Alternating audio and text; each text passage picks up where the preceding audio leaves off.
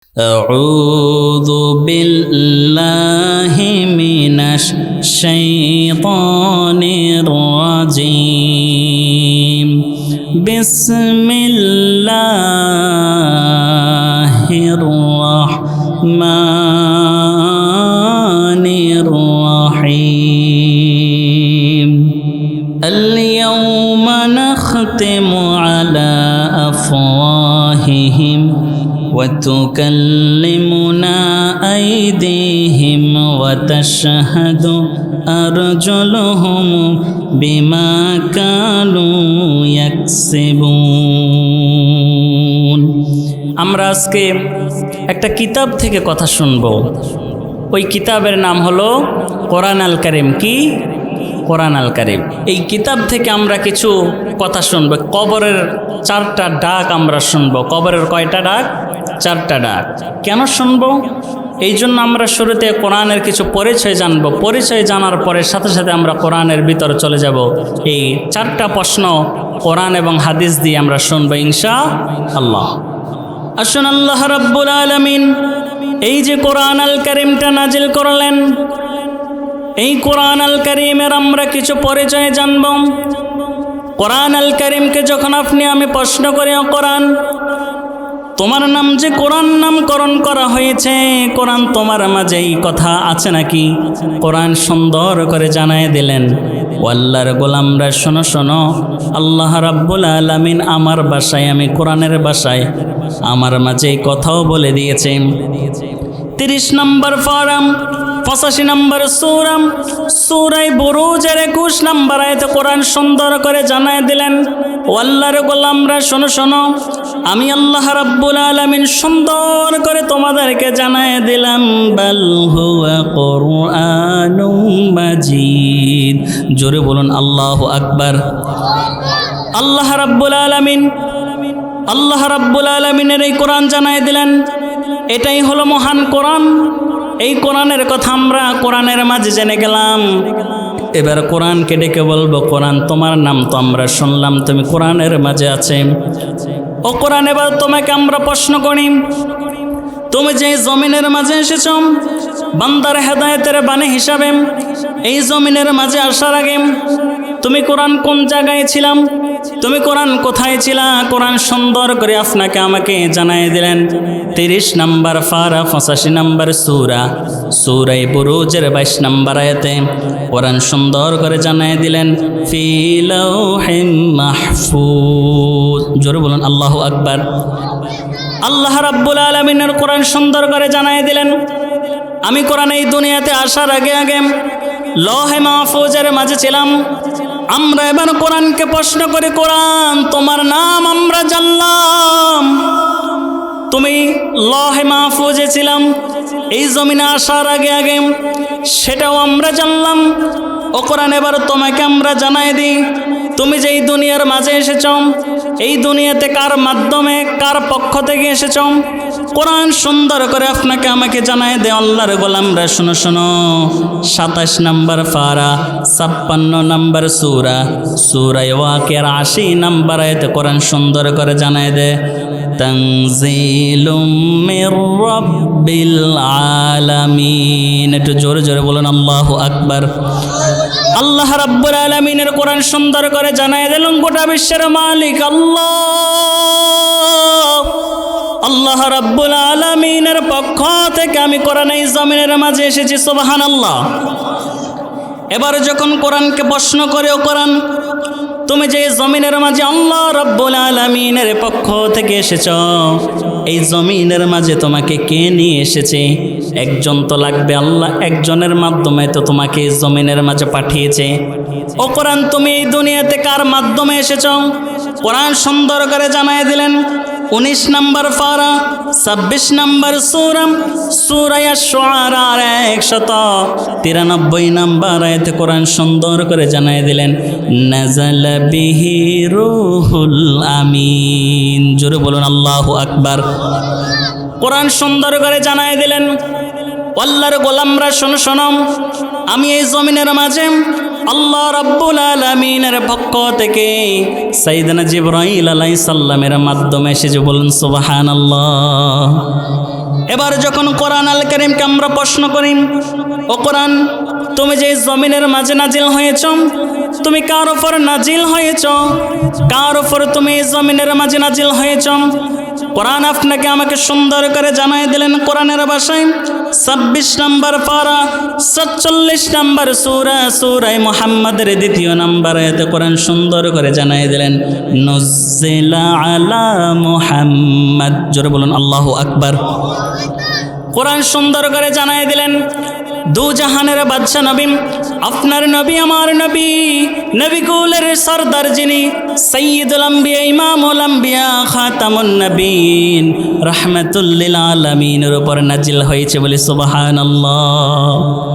এবার যখন কোরআন আল কারীমকে আমরা প্রশ্ন করি, ও কোরআন, তুমি কেন নাজিল হয়েছ? তুমি কোন মাসে নাজিল হয়েছ? তোমার তো কিছু পড়েছে আমরা জানলাম। কোরআন, তুমি এবার বলো, তুমি কোন মাসে নাজিল হয়েছ? বছরের মাঝে কয়টা মাস? বলুন। 12টা মাস। কয়টা? 12 মাস। এই 12 মাসের মাঝে তুমি কোন মাসে নাজিল হয়েছ? কোরআন সুন্দর করে আপনাকে আমাকে জানাই দিলেন। 2 নম্বর ফরম, 2 নম্বর সূরা, 185 নম্বর আয়াতে সুন্দর করে কোরআন জানাই দিলেন, শাহরু রমাদানাল্লাযী উনজিলা ফীহিল কুরআন। জোরে বলুন আল্লাহু আকবার। কোরআন আল কারীম সুন্দর করে জানাই দিলেন, আল্লাহর গোলামরা শোনো শোনো, আমি আল্লাহ রাব্বুল আলামিনের পক্ষ থেকে এই জমিনের মাঝে রমজানুল মুবারক নাজিল হয়েছে। সুবহানাল্লাহ। এরপরে কোরআন আল কারীমকে যখন আমরা প্রশ্ন করি, ও কোরআন, তুমি এই জমিনের মাঝে নাজিল হয়েছ, রমজানুল মুবারকে জানলাম তুমি নাজিল হয়েছ, এই জমিনের মাঝে তুমি রাতে নাজিল হয়েছ নাকি দিনে নাজিল হয়েছ? কোরআন আপনাকে আমাকে সুন্দর করে জানায় দেয়, আল্লাহর গোলামরা শোনো শোনো।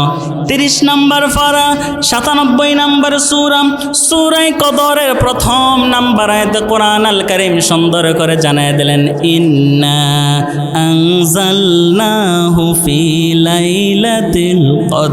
আল্লাহু আকবার। আমাদের সামনে আসতেছে না লাইলাতুল কদর? রমজানুল মুবারক আমাদের সামনে উপস্থিত হয়। এই রমজানুল মুবারকের শেষ দশকের মাঝে আল্লাহর নবী রাহমাতুল লিল আলামিন, দু জাহানের বাদশা নবী,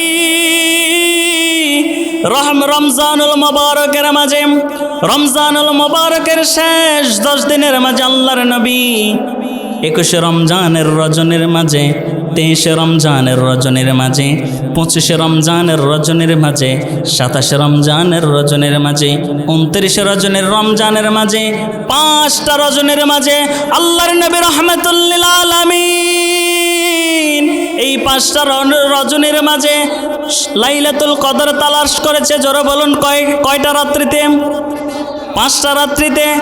এখন আমরা নির্ধারিত করে ফেলেছি শুধু 27 রমজানের তারিখ। এই 27 রমজান নাকি লাইলাতুল কদর না। আমরা যদি খাঁটি মুসলমান হই, সুন্নি মুসলমান হই, তাহলে আমরা মানব 5টা রজনী লাইলাতুল কদর তালাশ করব। এই 5টা রজনী রমজানুল মুবারকের শেষ দশকের মাঝে, রমজানুল মুবারকের শেষ দশকের 5টা রজনীর মাঝে লাইলাতুল কদর তালাশ করার জন্য বলেছে। এই লাইলাতুল কদর যদি আমরা তালাশ করে 5টা রজনীতে, হতে পারে কোন রাত জানি আপনার ভাগ্যে আমার ভাগ্যে লাইলাতুল কদর পড়ে যায়। এই লাইলাতুল কদর যদি পড়ে যায়, এই লাইলাতুল কদরের মাঝে যদি আপনি আল্লাহর কাছে ডাকেন, আল্লাহ, ও গোটা বিশ্বের মালিক আল্লাহ,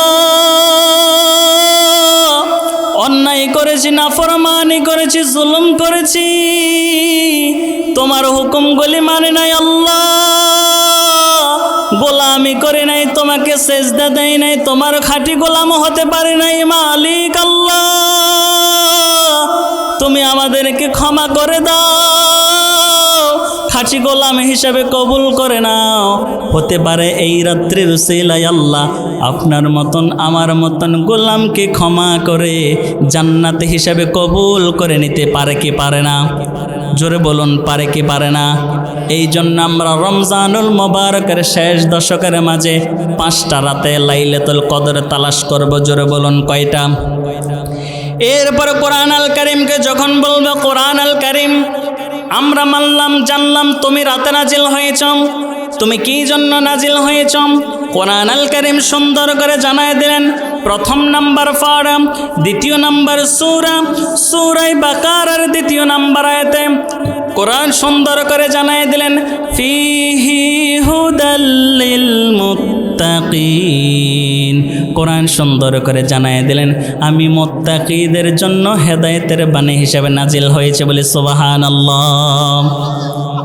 এবার আমরা কোরআনকে যখন প্রশ্ন করি, ও কোরআন জানলাম তোমাকে হেদায়েত, তুমি মুত্তাকিদেরকে হেদায়েত করার জন্য, মুত্তাকিদের জন্য হেদায়েতের বাণী হিসাবে নাজিল হয়েছ, তুমি কিভাবে মানুষকে হেদায়েত করবা? কোরআন সুন্দর করে জানায় দিলেন আলিফ লাম রা কিতাবুন আনজালনাহু ইলাইকা লিতুখরিজান নাসা মিনাজ যুলুমাতি ইলান নূর। জোরে বলুন আল্লাহু আকবার। কোরআন আল কারীম জানায় দিলেন, আল্লাহ রাব্বুল আলামিন জানায় দিলেন হে নবী আমি আপনার প্রতি এই কিতাব নাজিল করেছি এই জন্য আপনি যাতে মানুষদেরকে অন্ধকার থেকে আলোর দিকে নিয়ে আসতে পারেন, মানুষদেরকে জাহেলিয়াতের কাছ থেকে দূর করে মানুষকে আলোর সমাজ উপহার দিতে পারেন।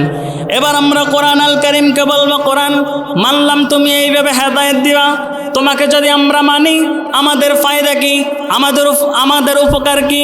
কোরআন তাও সুন্দর করে জানায় দিলেন আল্লাহর গোলামরা শোনো শোনো মিন্নি হুদান ফামান তাবিআ হুদা ফালা খাউফুন আলাইহিম ওয়ালা হুম ইয়াহজানুন।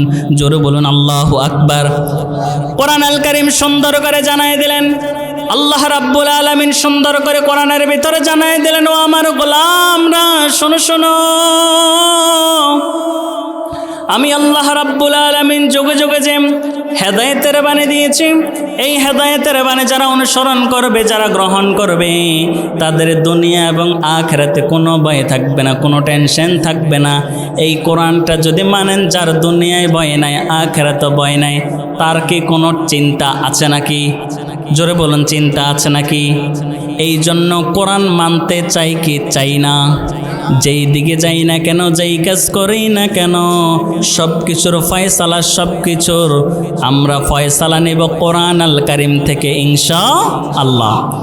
আসুন এইবার আমরা কোরআন আল কারীমের পরিচয় জানলাম, এবার সরাসরি আলোচনার ভিতরে ঢুকে যাই। আমি শুরুতেই বলেছি কবর আমাদেরকে প্রতিদিন কয়টা ডাক দেয়?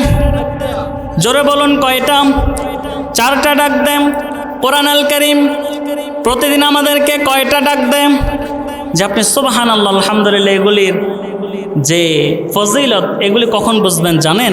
যেই দিন আপনি মরে যাবেন, হাসরের ময়দানে কাজ শেষ, আপনার যখন মিজানের পাল্লা টান দিবে তখন দেখবেন আপনার গুনাহের পাল্লাটা নেকির পাল্লার চাইতে এক চুল নিচে, নেকির পাল্লাটা এক চুল নিচে, গুনার পাল্লাটা এক চুল উপরে।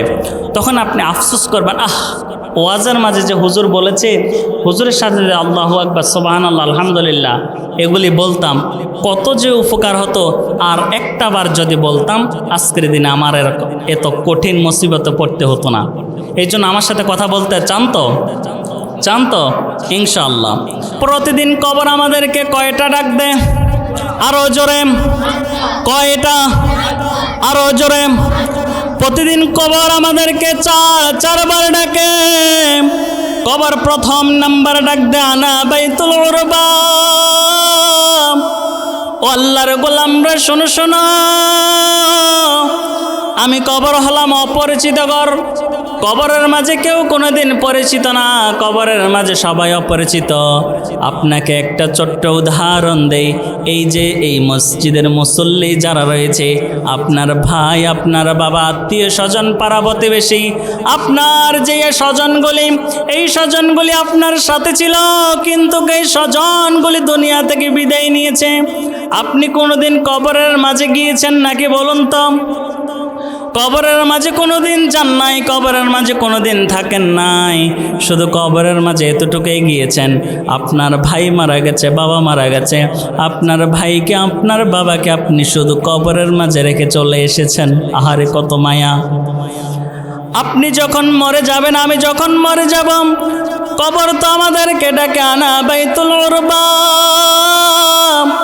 আল্লাহর গোলামরা শোনো শোনো, আমি কবর হলাম অপরিচিত ঘর, অতএব এই ঘরের মাঝে আসার আগে সাবধান। এই ঘরের মাঝে আসার আগে আগে তুমি চিন্তা করে আসবা, ভাবনা করে আসবা। এই ঘরের মাঝে আসার আগে আগে আমলে সালিহ করে আসবা। নবীর সুন্নতগুলি মানবা, কোরআন মানবা। এইগুলি না মানি কবরে আসিও না, কারণ আমি কবর হলাম অপরিচিত ঘর। এই ঘরের মাঝে যাওয়ার আগে আগে আমল করার দরকার আছে নেই বাবা, বলেন জোরে। অতএব আমল ছাড়া কোনো বিকল্প নাই। সেই দিন আল্লাহ রাব্বুল আলামিন হাশরের ময়দানে আমল ছাড়া যারা যাবে তাদের সম্পর্কে আল্লাহ রাব্বুল আলামিন সুন্দর করে জানায় দিলেন, ইন্নাল্লাযীনা লা ইউমিনুনা বিল আখিরাতি যায়্যানা লাহুম আ'মালাহুম ফাহুম ইয়া'মাউন। জোরে বলুন আল্লাহু আকবার। আল্লাহ রাব্বুল আলামিন সুন্দর করে জানায় দিলেন, যারা পরকালের প্রতি বিশ্বাস স্থাপন করে না, এই যে মৃত্যুবরণ করার পরে কবরের মাঝে একা থাকতে হবে, কবরের মাঝে আযাব হবে যদি আমল না করেন। হাশরের ময়দানে আপনাকে তুলে বিচার করানো হবে। এই দিনগুলিকে যারা বিশ্বাস করে না, আল্লাহর বিধানগুলি যারা বিশ্বাস করে না, আল্লাহ রাব্বুল আলামিন বলেছে তাদের চোখের মাঝে তারা যে গুনাহের পথে, গুমরাহের পথে চলে, আমি আল্লাহ রাব্বুল আলামিন তাদের চোখে তাদের আমলগুলিকে সুন্দর বানিয়ে দিয়েছি। এই জন্য তারা দিশহারা হয়ে ঘুরতেছে, বলে নাউজুবিল্লাহ।